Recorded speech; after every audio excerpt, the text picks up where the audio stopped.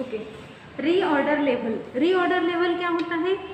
It is fixed between the minimum and maximum stock level. Okay, it is fixed between the minimum and maximum stock level. Minimum और maximum stock level के बीच में का जो भी stock होगा उसको बोलोगे आप reorder level, new stock. Okay, when stock of N inventory reaches at this point the process of for the purchase of material should be started. Okay, जैसे हमारे इन्वेंट्री में 1000 जो स्टॉक था, 1000 यूनिट का स्टॉक था, उसमें से 900 यूनिट्स जो थे वो बिक गए। तो अभी कितने यूनिट्स बाकी? 100 यूनिट्स। और मिनिमम स्टॉक लेवल कितना होना चाहिए? सपोज 100 यूनिट होना चाहिए। तो अभी क्या कौन सा पॉइंट आया है? तो अभी एक पॉइंट आया है जहाँ पे हमें क्या करना है, तो और जो प्रोडक्ट होंगे वो मंगवाने हैं, रीऑर्डर करने हैं। ठीक है, तो इस पॉइंट को आप बोलोगे मिनिमम स्टॉक लेवल जो होता है उस टाइम पे अगर हमारा स्टॉक आ गया तो उस पॉइंट को आप बोलोगे रीऑर्डर लेवल। ठीक है, इसमें 2 पॉइंट्स कंसिडर होते हैं, एबनॉर्मल यूज ऑफ एटम्स। ठीक है, जैसे कुछ एटम्स है वो ज़्यादा बिक रहे हैं, कुछ है वो कम बिक रहे हैं, कुछ ज़्यादा क्वांटिटी में प्रेजेंट है, कुछ कम क्वांटिटी में प्रेजेंट है, तो इसको क्या बोलोगे आप? Abnormal use of the items. Okay, then second point आता है एबनॉर्मल डिले इन सप्लाई। ठीक है, अगर एबनॉर्मल यूज है एटम्स का तो हम उसी हिसाब से, उसी रिकॉर्ड के मुताबिक क्या करेंगे, तो ऑर्डर करेंगे कि ये जो है अभी ये बहुत ज़्यादा क्वांटिटी में अभी अवेलेबल है तो इसको हम कम ऑर्डर करेंगे।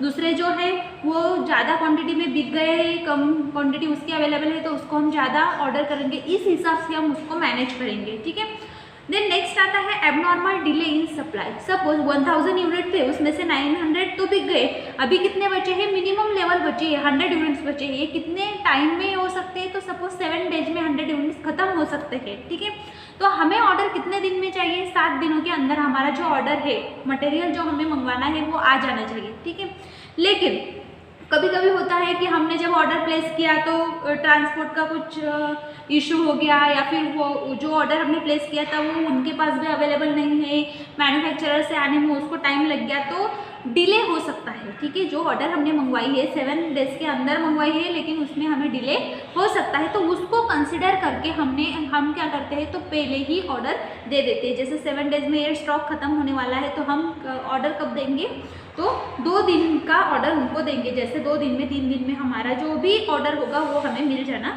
चाहिए। ठीक है, तो ये 2 जो फैक्टर्स होते हैं उसको हमें कंसिडर करना पड़ता है।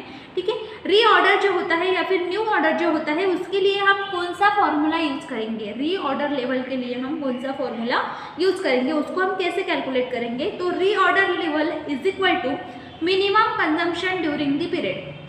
ठीक है, इतने टाइम पीरियड में, जैसे 1 मंथ में, 2 मंथ्स में कितना कंजम्पशन हुआ है उस मटेरियल का, वो into maximum reorder period, into maximum reorder period. Maximum reorder period मतलब जैसे 1 मंथ में इतना कंजम्पशन हुआ है और 1 मंथ में हमें इतना ऑर्डर करना है। ठीक है, तो इन दोनों का मल्टीप्लिकेशन होगा, वो होगा हमारा न्यू ऑर्डर। इन दोनों का मल्टीप्लिकेशन हमारा क्या होगा? New order quantity. ठीक है, या फिर न्यू ऑर्डर लेवल। अभी हमें क्या करना है, तो नेक्स्ट पॉइंट आता है, हमने देखा कि मैक्सिमम स्टॉक लेवल क्या होता है, मिनिमम स्टॉक लेवल क्या होता है, रीऑर्डर लेवल क्या होता है। अभी हमें देखना है डेंजर लेवल्स। अभी हमें क्या देखना है?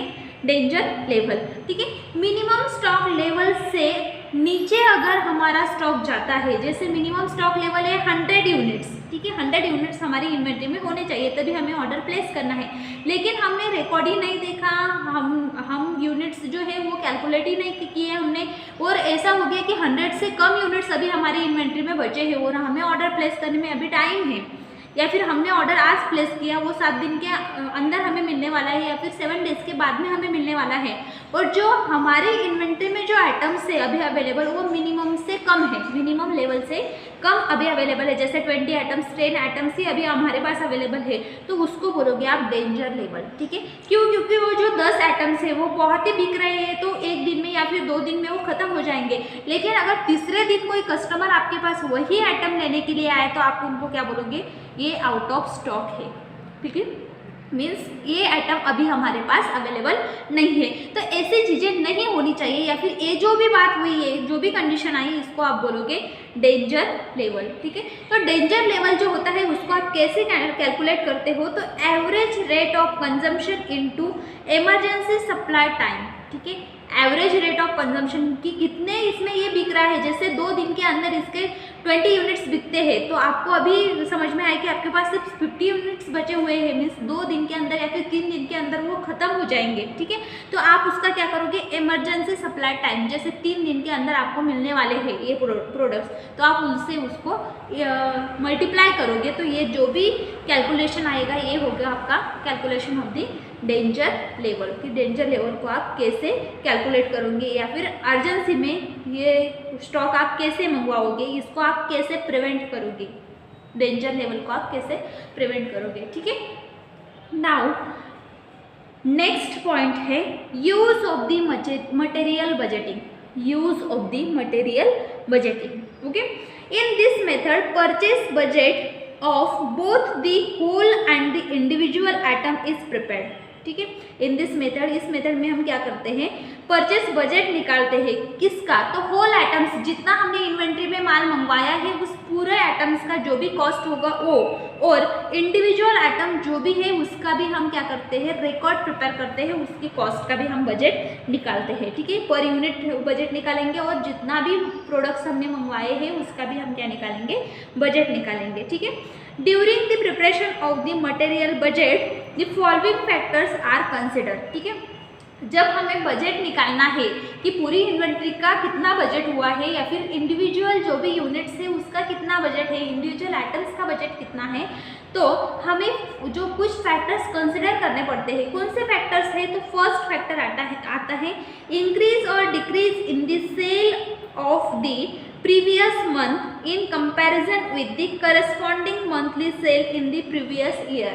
ठीक है, हम क्या करेंगे, तो इस महीने में कितने यूनिट्स बिके हैं वो देखेंगे, और पिछले साल में इसी मंथ में कितने यूनिट्स बिके थे। ठीक है, ये से हम क्या करेंगे, तो इंक्रीज और डिक्रीज इन सेल निकालेंगे। जैसे लास्ट मंथ में 20 यूनिट्स इस मंथ में हमने सेल किए थे। ठीक है, और इस मंथ में हमने 15 यूनिट सेल किए, मीन्स क्या हुआ, तो पिछले साल इस मंथ में जो होने वाला सेल था वो ज़्यादा था, इस साल जो क्या हो गया, सेल कम हो गया। तो इस हिसाब से हम हमारी इन्वेंट्री को कंट्रोल करने की कोशिश करेंगे, मीन्स इस साल उसी चीज़ का जो भी सेल होगा वो क्या हो गया है, कम हो गया है। ठीक है, तो हम इंक्रीज और डिक्रीज इन सेल उससे कैलकुलेट करेंगे। ठीक है, देन नेक्स्ट आता है adjustment of the over buying और under buying during the previous month. ठीक है, जैसे जो प्रीवियस मंथ जो था उसमें हमने 20 यूनिट्स सेल किए थे,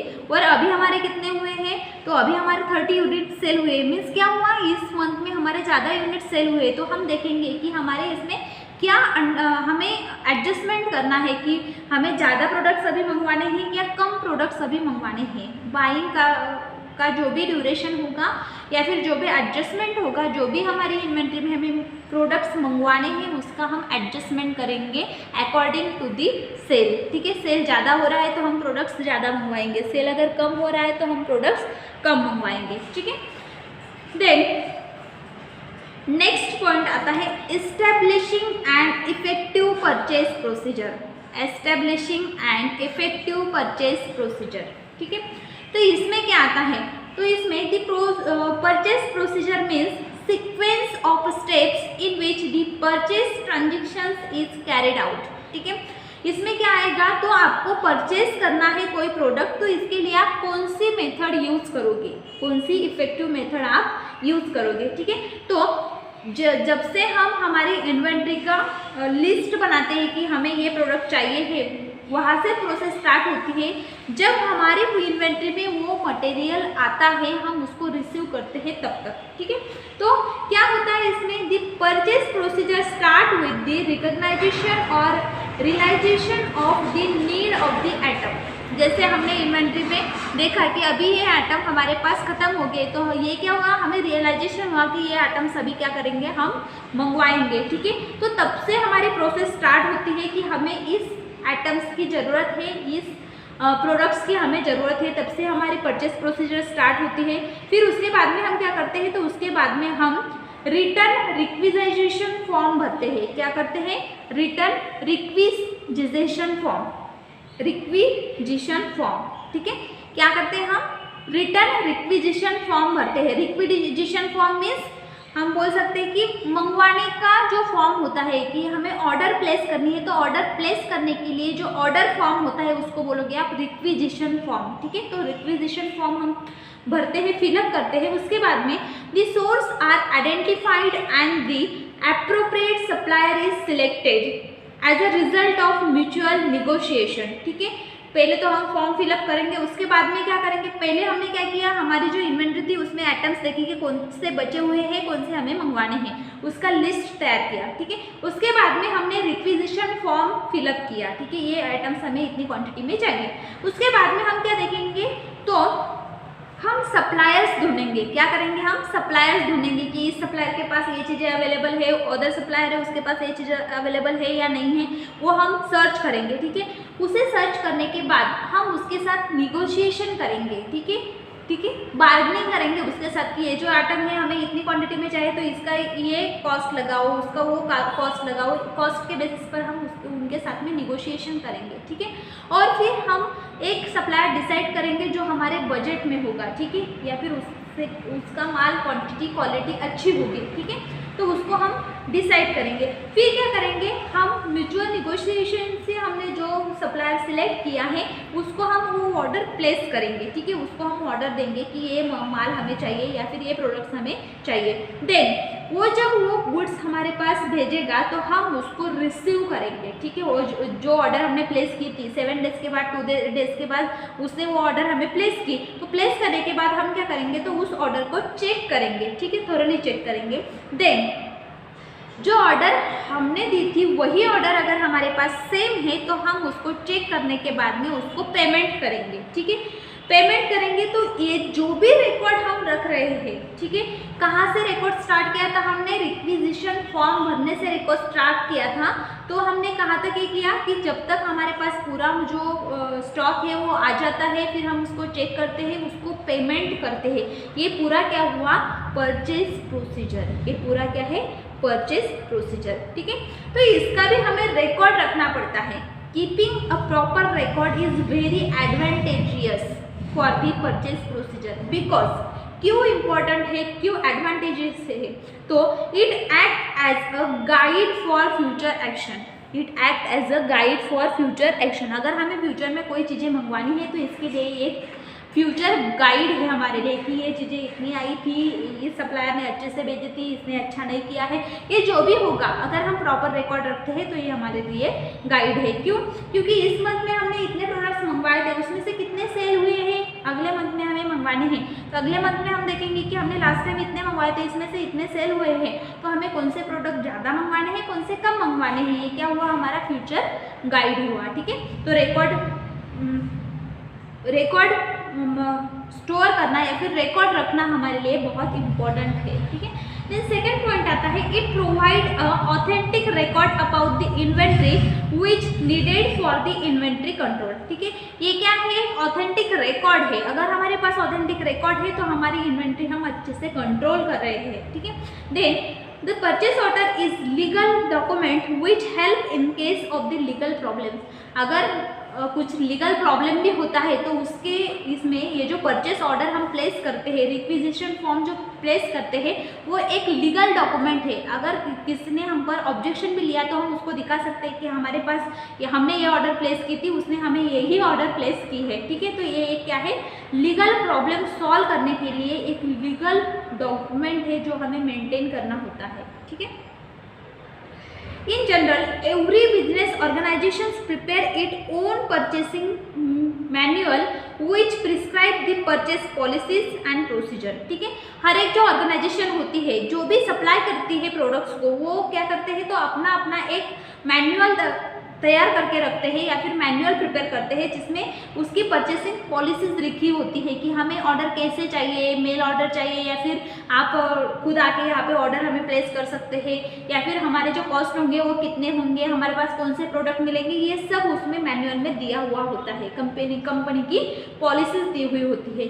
good purchase policy and inventory control are interlink, ठीक है। Good purchase policies and inventory control, अगर गुड परचेस पॉलिसी है किसी सप्लायर की, अगर वो हमारे कांटेक्ट में है तो हमारी इन्वेंट्री कंट्रोल में रहेगी, ठीक है। तो ये क्या है, इंटरलिंक है, ठीक है। तो purchasing policies are purse which are effective and controlling the inventory, ठीक है। अगर परचेसिंग पॉलिसीज किसी कंपनी के या फिर किसी सप्लायर के अच्छे हैं और अगर हम उनसे कांटेक्ट में रहते हैं, हम उनसे ही हमारा जो भी इन्वेंट्री है उसको फिलअप करते हैं, तो हमारी जो इन्वेंट्री है वो कंट्रोल करने के लिए वो जो पॉलिसीज है वो बहुत हेल्पफुल है, ठीक है। ए हुआ establishing and effective purchase procedure, ठीक है। परचेस प्रोसीजर को हमें इफेक्टिवली कैसे मैनेज करना है, ठीक है। नाउ नेक्स्ट पॉइंट आता है scraps and surplus, scraps and surplus, ठीक है। Scraps and surplus disposal, scraps and surplus disposal, ठीक है। स्क्रैप्स क्या होते हैं, scraps is the residue incidentally obtain from manufacturing process, ठीक है। स्क्रैप्स क्या है, तो scraps is the residue which obtain during the manufacturing. जैसे सपोज हमें टैबलेट बनवानी है, ठीक है, तो टैबलेट बनवाने के लिए हम क्या यूज़ करते हैं, तो जो भी प्रोडक्ट्स होते हैं तो उसका पाउडर यूज़ करते हैं, ठीक है, या फिर हम ग्रैन्यूल्स यूज़ करते हैं। तो जब हम पाउडर लेते हैं, सपोज हमने 5 ग्राम पाउडर ली थी, उससे हमने ग्रैन्यूल्स बनाए। ग्रैन्यूल्स बनने के बाद में हमने जब टैबलेट पंच किया तो टैबलेट जितने पंच किए उसमें से कुछ मटेरियल वेस्ट हो जाता है, ठीक है। जब हम ग्रैन्यूल्स प्रिपेयर करते हैं या फिर जब हम टैबलेट प्रिपेयर करते हैं तो कुछ मटेरियल क्या हो जाता है, वेस्ट हो जाता है, तो उसको बोलते हो आप स्क्रैप, ठीक है। जो भी मटेरियल एक्सेस था पैकेजिंग के टाइम पे या फिर नॉन रिटर्नेबल जो कंटेनर्स होते हैं वो सब किस में आते हैं, तो स्क्रैप्स में आते हैं। जब हम पाउडर से ग्रैन्यूल्स बनाते हैं, ग्रैन्यूल से टैबलेट बनाते हैं, तब जो भी मटेरियल वेस्ट होता है तो उसको भी हम स्क्रैप्स में कंसिडर करते हैं। या फिर ऐसे मटेरियल जो या फिर ऐसे कंटेनर्स जो नॉन रिटर्नेबल है, जैसे हम जो सिरप की बॉटल्स होती है वो क्या फिर से सबमिट करते हैं, क्या जो भी कस्टमर होते हैं उसको हम वो बेच देते, तो उससे फिर उसको कलेक्ट नहीं करते, तो वो क्या हो गए, नॉन रिटर्नेबल कंटेनर्स हो गए, तो वो क्या होते हैं, स्क्रैप्स होते हैं, ठीक है। देन इसको आप बोलोगे स्क्रैप्स। देन सरप्लस क्या होते हैं, तो surplus items are those items which are not required by the organisation, ठीक है। सरप्लस एटम्स क्या होते हैं, तो इसको हम कंसिडर नहीं करते या फिर वो हमारे कोई भी ऑर्गेनाइजेशन उसको रिक्वायर्ड नहीं करती, not required by the organisation. तो क्या होते हैं ये तो spoilage of the raw material. Suppose हमने कुछ रॉ मटेरियल मंगवाया था लेकिन वो स्पॉइल हो गया, खराब हो गया, ठीक है। या फिर रिजेक्टेड कंपाउंड्स, कुछ कंपाउंड्स मटेरियल कुछ प्रोडक्ट्स हमने मंगवाए थे लेकिन हमें कुछ रिजेक्ट करने पड़े, कुछ खराब आए थे या फिर कुछ वेस्ट मटेरियल था तो वो क्या हो गया, रिजेक्ट हो गया। तो ये इसके लिए ऑर्गेनाइजेशन हम ऑर्गेनाइजेशन को ब्लेम नहीं कर सकते या फिर वो ऑर्गेनाइजेशन को रिटर्न भी नहीं कर सकते ऐसे मटेरियल्स। या फिर कुछ डिफेक्टिव पार्ट्स हमारे पास में आ गए, कुछ मटेरियल आ गए, कुछ डिफेक्टिव इक्विपमेंट्स आ गए, या फिर ऐसे ड्रग्स जो एक्सपायर्ड हो गए, तो ये सब गुड्स को, ये जो भी कैटेगरीज हमने देखी तो वो सबको हम बोलेंगे सरप्लस, ठीक है, सरप्लस, उसको क्या बोलेंगे आप, सरप्लस, ठीक है। तो ऐसे जो आइटम्स होते हैं स्क्रैप्स एंड सरप्लस, उसको हम 4 टाइप्स में हम डिवाइड करेंगे। कितने टाइप्स में डिवाइड करेंगे, 3 टाइप्स में हम डिवाइड करेंगे। सरप्लस जो होते हैं और स्क्रैप्स जो होते हैं उसको हम 3 टाइप्स में डिवाइड करेंगे। फर्स्ट टाइप है उसका लेजिटिमेट स्क्रैप्स, लेजिटिमेट स्क्रैप, ठीक है। तो ये क्या होता है, the scrap can be pre determined, scrap can be pre determined, ठीक है। तो जैसे हमने देखा पहले ही कि हमें टैबलेट्स बनवानी है, ठीक है।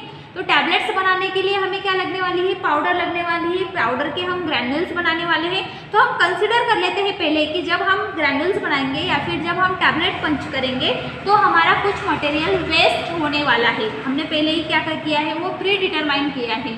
तो हम क्या करते हैं, जैसे हमें 5 ग्राम के टैबलेट चाहिए, 5 टैबलेट्स बनानी है 1 ग्राम के, तो हम 6 ग्राम मटेरियल पहले ही लेते हैं, क्योंकि हमें पता है इसमें से कुछ मटेरियल क्या होने वाला है, वेस्ट होने वाला है या फिर क्रैप के फॉर्म में निकलने वाला है। तो ये जो प्री डिटरमाइंड होता है, प्री डिटरमाइंड जो भी होते हैं मटेरियल्स, उसको आप बोलते हो क्रैप, ठीक है, लेजिटिमेट क्रैप, ठीक है। देन सेकेंड पॉइंट आता है एडमिनिस्ट्रेटिव क्रैप, ठीक है, सेकेंड पॉइंट है एडमिनिस्ट्रेटिव क्रैप, ठीक है। This scrap result when material becomes obsolete due to change in design, ठीक है। अगर कोई ऑब्सोलेट मटेरियल है तो उसको आप बोलोगे एडमिनिस्ट्रेटिव क्रैप, ठीक है, क्योंकि ये हमें पता नहीं होता कि नया कोई मटेरियल अभी मार्केट में आ गया है, इसलिए ये जो अभी मटेरियल हमारे पास है इसको कोई परचेस नहीं कर रहा है, ठीक है। तो ऐसे जो भी मटेरियल्स होते हैं जो टाइम जैसे पास होता है वैसे वो पुराने होते जाते हैं या फिर ऑब्सोलेट होते जाते हैं, अप्रचलित होते जाते हैं, जिससे वो क्या नहीं हो रहे हैं, उसका सेल नहीं हो रहा है। तो ऐसे जो मटेरियल्स होते हैं उसको बोलते हो आप एडमिनिस्ट्रेटिव क्रैप, ठीक है।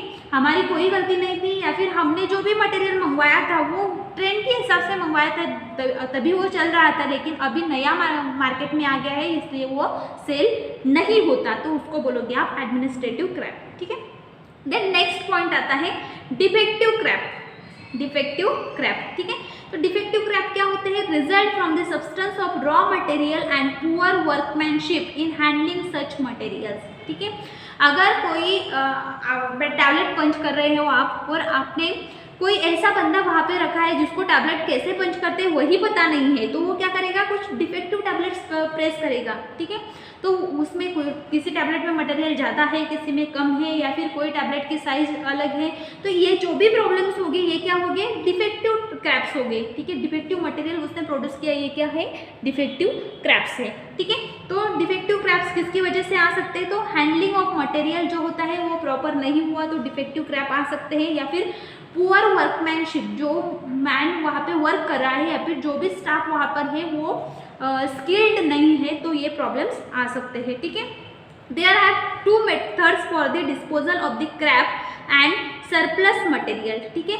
अगर आपको डिस्पोजल करना है ये मटेरियल्स का, ठीक है, रॉ मटेरियल है या फिर जो भी क्रैप्स है वो क्या है अभी आपके लिए यूजफुल नहीं है, तो आपको उसको क्या करना पड़ेगा, डिस्पोज करना पड़ेगा, या फिर जो भी सरप्लस है अभी वो कोई खरीद नहीं रहा है तो आप करोगे उसको डिस्पोज करोगे। तो इसके 2 मेथड्स है। फर्स्ट है the scraps and surplus material is sold if can not be recycled into useful material for subsequent production of the basic products, ठीक है।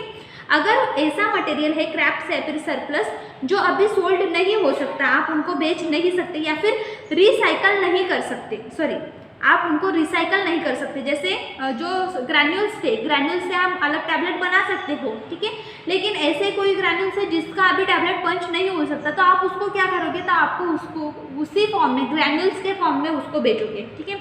अगर कोई मटेरियल है जो अभी आउटडेट हो चुका है या फिर अभी वो पुराना हो चुका है, ठीक है, तो आप उसका सेल लगाओगे, ठीक है। अभी ये प्रोडक्ट कोई खरीदता नहीं है लेकिन कम कीमत में आप उसको बेचने की कोशिश करोगे, क्यों, क्योंकि आप उनको रिसाइकल नहीं कर सकते, ठीक है, तो इसलिए आप उसको बेचने की कोशिश करोगे, ठीक है। Then the scraps and surplus can be reproceed into useful raw material for subsequent production for the basic products, ठीक है। ऐसे कुछ मटेरियल्स हैं जैसे सपोज कोई एक मटेरियल है जिसके आप फिर से कुछ टैबलेट्स बना सकते हो या फिर से उसको किसी अदर फॉर्मुलेशन में यूज़ कर सकते हो, तो आप उसका क्या करोगे, उसको रिसाइकल करने की प्रोसेस करोगे या फिर रीप्रोसीड करने की कोशिश करोगे, ठीक है। कोई नया मटेरियल उससे फॉर्म करने की कोशिश करोगे, ठीक है। देन नेक्स्ट पॉइंट आता है कंट्रोल ऑफ द स्क्रैप। पहले तो आप क्या करोगे, आप उसको डिस्पोज कर सकते हो, आप उसका कुछ अलग मटेरियल बनवा सकते हो, लेकिन उससे पहले ही आप उसको कंट्रोल करने की कोशिश करोगे। क्रैप्स कम से कम हो तो हमें लॉस नहीं होगा, ठीक है, या फिर कम कीमत में हमारा जो मटेरियल है उसको बेचने की कोशिश नहीं करनी पड़ेगी, ठीक है। तो इसके लिए आपको कुछ 3 पॉइंट्स है वो आपको हेल्प कर सकते हैं जिससे आपका क्रैप जो है वो कम आए, ठीक है। तो by providing proper attention during designing stage of the products, ठीक है। जब हमें प्रोडक्ट डिजाइन करना है तो उसको हम पहले तो मार्केट का ट्रेंड देखेंगे कि कैसा चल रहा है, क्या कर रहा है, और ऐसे ये करेंगे कि कुछ अलग डिजाइन उसमें हो जिससे जो भी मटेरियल हम प्रोड्यूस कर रहे हैं वो अच्छे से बिक जाए, ठीक है।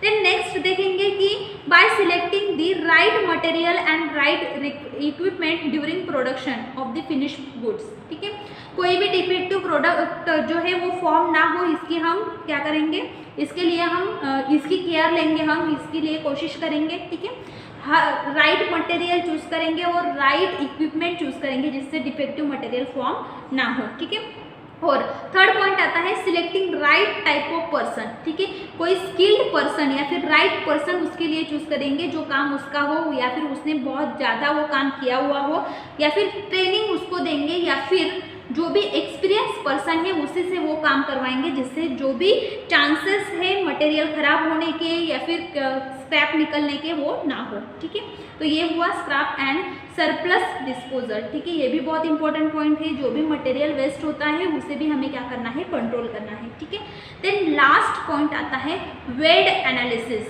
VED analysis. ठीक है, ये क्या है, this system is based on the utility of the material, कितना मटेरियल यूज होता है उसके बेसिस पर हम वेड एनालिसिस निकालेंगे। ठीक है, in the drug store VED analysis is useful in controlling and maintaining the stock of the various formulation of the particular group of drugs. ठीक है, तो वेड एनालिसिस जो है, VED एनालिसिस जो है वो किसके लिए करते हैं हम, जो कंट्रोल करता है हमारे इन्वेंट्री में formulations of the particular groups. ठीक है, जो भी पर्टिकुलर ग्रुप्स है हमारे इन्वेंट्री के, उसको उसके जो फॉर्मुलेशन है उसको कंट्रोल करने के लिए या फिर मेंटेन करने के लिए हम VED एनालिसिस यूज करते हैं। ठीक है, the older brands and greater will be requirement.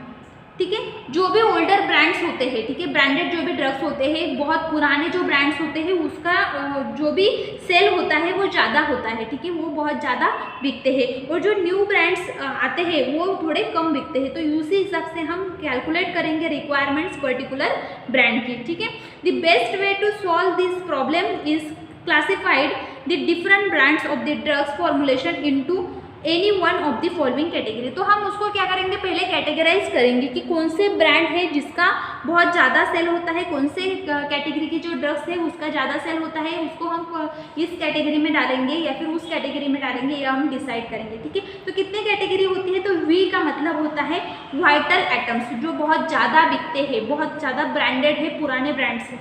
ठीक है, देन E का मतलब होता है इसेंशियल एटम्स। ठीक है, जो इसेंशियल है। ठीक है, देन थर्ड होता है डिज़ायरेबल एटम्स, जो बहुत कम लोग लेते हैं लेकिन डिज़ायर है। ठीक है, तो for example suppose acetyl salicylic acid है। ठीक है, available in aspirin. Acetyl salicylic acid किस किस में होता है, डिस्प्रिन टैबलेट में होता है, एनासिन टैबलेट में होता है और माइक्रोपायरिन टैबलेट में होता है। तीनों में एसिटिल सैलिसिलिक एसिड प्रेजेंट होता है। ठीक है, लेकिन अगर हम देखें तो डिस्प्रिन टैबलेट जो है उसका डिमांड कैसा है, तो बहुत ज़्यादा है, तो उसको हम बोलेंगे वाइटल एटम्स। ठीक है, बहुत पुराना ब्रांड है, बहुत ज़्यादा परचेज करते हैं लोग, तो उसको बोलोगे आप वाइटल एटम्स। ठीक है, देन माइक्रोपायरिन जो है वो इसेंशियल है, माइक्रोपायरिन का डिमांड कम है लेकिन वो भी इसेंशियल है। ठीक है, तो उसको आप इसेंशियल आइटम्स में डालोगे।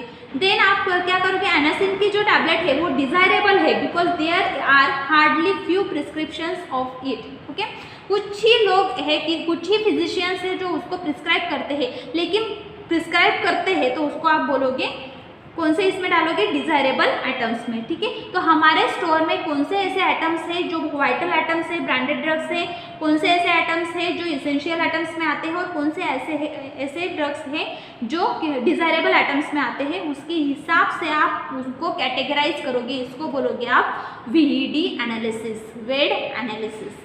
ठीक है, तो यहाँ पे आपका इन्वेंट्री कंट्रोल ये बहुत इंपॉर्टेंट चैप्टर खत्म हुआ। ठीक है, इसमें आपने 8 टेक्निक्स देखे, 8 techniques to control the inventory. ठीक है, नेक्स्ट चैप्टर हम नेक्स्ट लेक्चर में स्टार्ट करेंगे।